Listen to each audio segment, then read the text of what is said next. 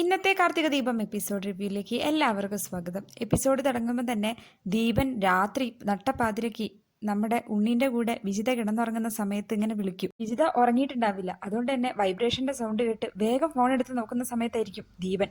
ഈ സമയത്ത് ഫോൺ എടുത്താലും പ്രശ്നമാണ്, ഫോൺ എടുത്തില്ലെങ്കിലും പ്രശ്നമാണ്. രണ്ടും കൽപ്പിച്ച് ഉണ്ണേട്ടൻ കാണാതെ പുറത്തോട്ടേക്ക് ഇറങ്ങിയിട്ട് ഫോൺ എടുത്തിട്ട് ഇങ്ങനെ സംസാരിക്കും. എന്താ ഉണ്ണേട്ട ഈ സമയത്ത് എന്തിനാ ഇങ്ങോട്ട് വിളിച്ച്? എന്നെ ഇങ്ങനെ കുഴപ്പത്തിലാക്കല്ലേ. അതെന്താ മോളെ, ഞാൻ നിന്നെ വിളിച്ചത് അത്രയ്ക്ക് ബുദ്ധിമുട്ടായോ? അതല്ല, ഞാനിവിടെ അപ്പച്ചീൻ്റെ വീട്ടിലായതുകൊണ്ട് പറഞ്ഞതാ.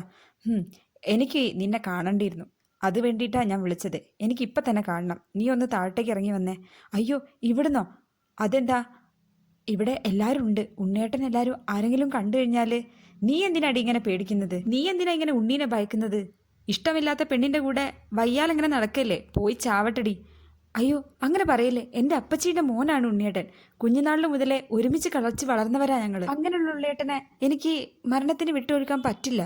ഓ, നിനക്ക് ഇത്രയ്ക്ക് ആത്മാർത്ഥതയൊക്കെ ഉണ്ടോ അവനോട്? ആത്മാർത്ഥതയല്ല, മനുഷ്യത്താണ്. ഈ മനുഷ്യത്തൊക്കെ നീ എന്നോട് കാണിക്കുന്നുണ്ടോടി? അല്ല, ദീപേട്ടൻ അങ്ങനെ തോന്നുന്നുണ്ടോ? പറഞ്ഞ പോലെ ശരിയാണല്ലോ. നീ ഞാൻ ജയിലിൽ പോയപ്പം എനിക്ക് വേണ്ടി കാത്തിരുന്നതല്ലേ?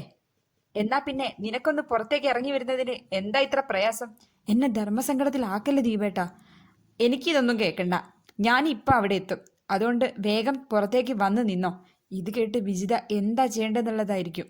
കാരണം ഉണ്ണേട്ടനെങ്ങാനും അറിഞ്ഞു കഴിഞ്ഞാൽ പിന്നെ അവിടെ നിൽക്കാൻ പറ്റില്ല. ഫോൺ ചെയ്ത് വിജിതയെ നല്ല പോലെ ഭീഷണിപ്പെടുത്തിക്കൊണ്ട് ഇങ്ങനെ പറഞ്ഞ ശേഷം നേരെ പോയത് അരുൺ സാറിൻ്റെ അടുത്തേക്കും ദീപൻ. എന്നിട്ട് ദീപൻ ഇങ്ങനെ പറയും, നല്ല സുഖത്തോടെ കിടന്നുറങ്ങുകയായിരുന്നു ആ വിജിത.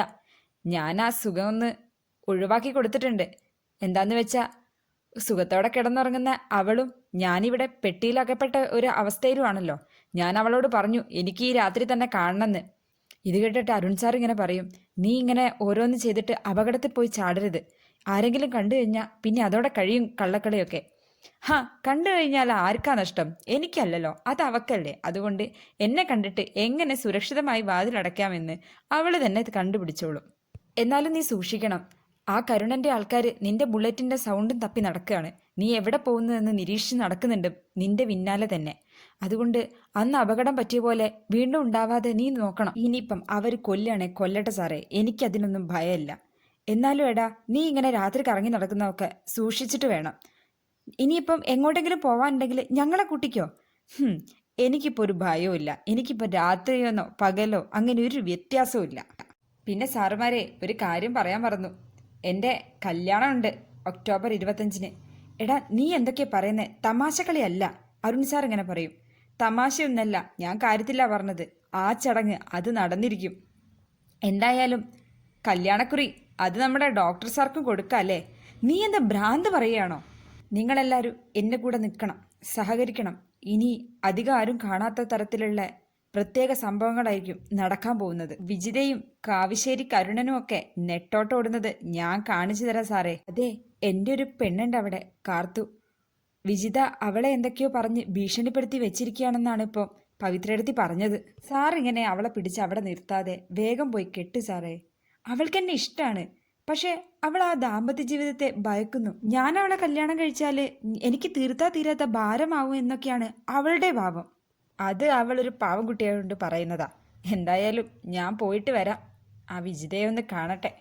ദീപൻ അവിടുന്ന് ബുള്ളറ്റും എടുത്ത് പോയ ശേഷം അരുൺ സാറിൻ്റെ കൂട്ടുകാരൻ ഇങ്ങനെ പറയും, എന്ത് ചെയ്യാനാ, ഇവനൊരു കൂട്ടുണ്ടായിരുന്നെങ്കിൽ, അല്ലെങ്കിൽ ഒരു പെൺകുട്ടി ഉണ്ടായിരുന്നെങ്കിൽ ഇവൻ്റെ ഈ അലച്ചിലൊക്കെ നിൽക്കുമായിരുന്നു. അതിനു പറ്റിയൊരു കുട്ടീനെ കിട്ടണ്ടേ?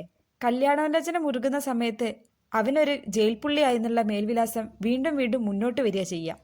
പിന്നെ കൊലപാതകയുമാണല്ലോ. ആ ഒരാൾക്ക് ഈ മേൽവിലാസം ഒരിക്കലും മായില്ല. അതിനേക്കാട്ടും നല്ലത് ഒറ്റയ്ക്ക് ജീവിക്കുന്നതാ.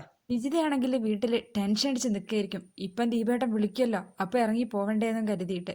ദീപൻ്റെ ഫോൺ കോൾ വന്നതും വിജിത വേഗം എങ്ങനെയൊക്കെയോ ആരും അറിയാതെ സ്റ്റെയർ ഇറങ്ങി താഴോട്ടേക്ക് വരും. അപ്പോഴും അവൾ ആ താലിമാല ഊരി വെക്കാൻ മറന്നിട്ടുണ്ടാവില്ല. വേഗം താലിമാല ഊരി ആ മേശപ്പുറത്ത് വെച്ചിട്ട് വാതിൽ തുറന്ന് പുറത്തേക്ക് വരും. പുറത്തേക്ക് വരുന്ന സമയത്ത് ദീപൻ ഒരു ടോർച്ച് എടുത്തിട്ട് ഇങ്ങനെ വീട്ടിലേക്ക് ഇങ്ങനെ അടിക്കുന്നതായിരിക്കും കാണുക. ഇങ്ങനെ വീട്ടിലേക്ക് അടിച്ചു കഴിഞ്ഞാൽ ആൾക്കാരെ അറിയില്ലേന്നും കരുതിയിട്ട് അവൾ ഓടി വന്നിട്ട്, ദീപേട്ടാ എന്തായി കാണിക്കുന്നേ? ഇങ്ങനെ ടോർച്ച് അടിച്ചിട്ട് ആൾക്കാരെ അറിയിക്കുകയാണോ?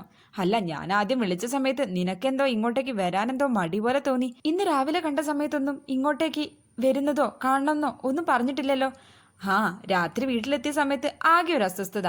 എന്തോ നിന്നെ കാണണം തോന്നി. നീ ഇവിടെ മുറച്ചെറുക്കൻ്റെ വീട്ടിൽ ഒറ്റയ്ക്ക് താമസിക്കുകയല്ലേ?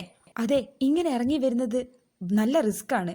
ഹാ, അങ്ങനെയാണെങ്കിൽ ഇന്നിറങ്ങി വന്ന നിന്നെ ഞാനങ്ങ് കൊണ്ടോട്ടെ. ആ, അങ്ങനെയാണ് ഇവിടെ ഒരു മരണം നടക്കും. ആ, അങ്ങനെയാണെങ്കിൽ ഞാൻ ഈ ആലോചിച്ച് കൂട്ടുന്നൊക്കെ ശരിയാണല്ലോ മോളെ. നിനക്ക് മൊത്തത്തിലായിട്ടൊരു മാറ്റമുണ്ട്. എന്താ ഡോക്ടറോട് ചില സിമ്പതികളൊക്കെ തോന്നി തുടങ്ങിയിട്ടുണ്ടോ? ഓ, അതുകൊണ്ടാണല്ലോ നീ ഇവിടെ കല്യാണം കഴിഞ്ഞ പെൺകുട്ടീനെ പോലെ വന്ന് നിൽക്കുന്നത്. എന്താടി, ശരിക്കും നിന്റെ കല്യാണം കഴിഞ്ഞോ? ഇത് കേട്ടിട്ട് വിജിത ഇങ്ങനെ പെട്ടെന്ന് ഞെട്ടിയ പോലെ ഇങ്ങനെ നോക്കും. എന്താ മോളെ നിനക്കൊരു ഞെട്ടൽ? വേഗം തന്നെ വിജിത പറയും. ഹോ, എനിക്ക് ഭയമല്ല, ദേഷ്യമാണ്. എത്ര സ്നേഹിച്ചാലും അതിട്ട് മനസ്സിലാവില്ല. എന്നിട്ടോ മനസ്സിലായാലിട്ട് അത് പ്രകടിപ്പിക്കുകയില്ല. രാത്രിയിൽ ഞാൻ ഒരുപാട് കഷ്ടപ്പെട്ടിട്ടാ വീട്ടിൽ നിന്ന് ഇറങ്ങി വന്നത്. എന്നിട്ട് സ്നേഹത്തോടെ രണ്ട് വാക്ക് പറയുന്നതിന് പകരം ചൊടിപ്പിച്ചിട്ടാണോ പോകുന്നത്? അല്ലടി, ഇവിടെ ഒഴിഞ്ഞ മുറിയുണ്ടോ? അതെന്തിനാ? അല്ല, വലിയ വീടല്ലേ, ഒഴിഞ്ഞ മുറി എങ്ങാനും ഉണ്ടെങ്കിൽ ഇന്നൊരു ദിവസം ഞാൻ ഇവിടെ തങ്ങിയിട്ട് നാളെ രാവിലെ ആകുമ്പോഴത്തേക്കും ഞാനങ്ങ് പോയേക്കാവേ. എന്തൊക്കെയാ ദീപേട്ട ഈ പറയുന്നേ? അല്ലടി, നീ ഒറ്റയ്ക്കാണോ ഇവിടെ റൂമിൽ കിടക്കാറ്? അതെ. പരിങ്ങലോടായിരിക്കും അത് പറഞ്ഞിട്ടുണ്ടാവുക. ആ, ശരി ശരി. അല്ല, ആരെങ്കിലും രാത്രി മുട്ടി വിളിക്കാറുണ്ടോ?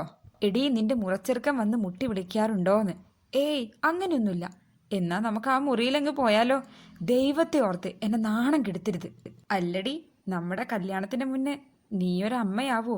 ഷേ, എന്തൊക്കെയാ ഈ ദീപേട്ടൻ പറയുന്നേ? ഒന്നുമില്ല, ഞാനും നിന്റെ ഓരോ മാറ്റങ്ങൾ കണ്ടിട്ട് പറഞ്ഞു പോകുന്നതാണ്. അല്ലടി, നമുക്ക് പാടത്തൂടെ ഒന്ന് നൈറ്റ് റൈഡിന് പോയാലോ? പാടവരമ്പത്തൂടെ ഇങ്ങനെ സ്ട്രെയിറ്റ് ആയിട്ട് കെട്ടിപ്പിടിച്ചിരുന്ന് പോവാം. അതെ, ഇടയ്ക്കിടയ്ക്ക് ശക്തമായിട്ട് മഴയൊക്കെ പെയ്യുന്നുണ്ട്. പെയ്യട്ടടി, നമുക്ക് കല്യാണശേഷം ആലോചിച്ചിരിക്കാൻ എന്തെങ്കിലുമൊക്കെ വേണ്ടേ? അതെ, ഇപ്പം എന്തായാലും പൊയ്ക്കോ. എന്തായാലും കല്യാണം കഴിഞ്ഞ ശേഷം നമുക്ക് എന്ത് വേണമെങ്കിലും ചെയ്യാം. രാത്രിയോ പകലോ എന്നില്ലാതെ നമുക്ക് യാത്ര ചെയ്യാം. ആ, അങ്ങനെയാണെങ്കിൽ ശരി.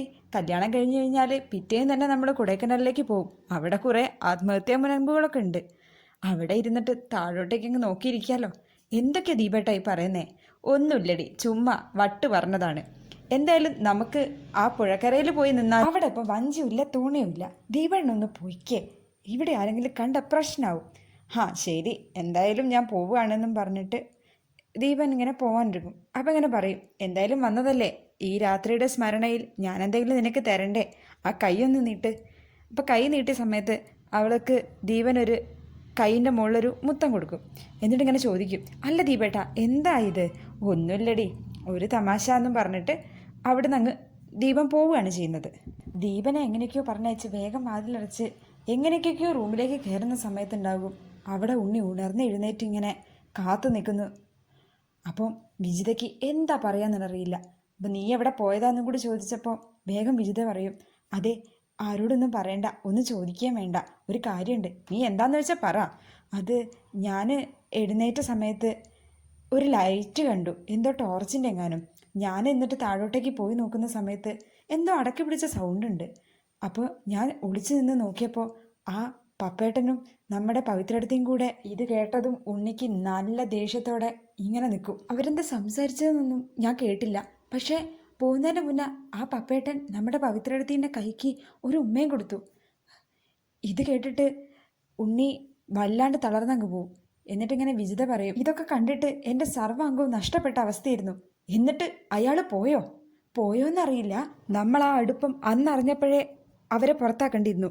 അന്ന് നീ പെട്ടെന്ന് മാറിയതുകൊണ്ടാ ഞാനും പിന്നെ ഒന്നും പറയാഞ്ഞത്. ഇനി എന്തായാലും വെച്ച് താമസിപ്പിക്കണ്ട, ഇവിടുന്ന് എന്തായാലും ഇറക്കി വിടണം. എൻ്റെ ഏട്ടനെ ചതിക്കുന്ന പെണ്ണിനെ ഇവിടെ ഒരിക്കലും നിർത്താൻ സമ്മതിക്കും. ഇനി അവരെ ഇറക്കിയിടുന്ന കാര്യത്തിൽ ഞാൻ നിന്റെ കൂടെ ഉണ്ടാവും വിജിതേ. ഉണ്ണി നടന്ന സംഭവങ്ങൾ എന്താന്ന് പോലും അറിയാതെ വിജിത പറയുന്ന ആ കള്ളക്കഥയും വിശ്വസിച്ച് അവരെ ഇറക്കിവിടാൻ വേണ്ടി നിൽക്കുകയാണ്. അവരൊക്കെ കാരണം എൻ്റെ ഏട്ടൻ ജയിലിൽ പോയത്, അതിൽ തർക്കമൊന്നുമില്ല. സ്വന്തം കൂടപ്പുറപ്പിനെ പോലെ സ്നേഹിച്ചതല്ലേ പപ്പേട്ടനാ.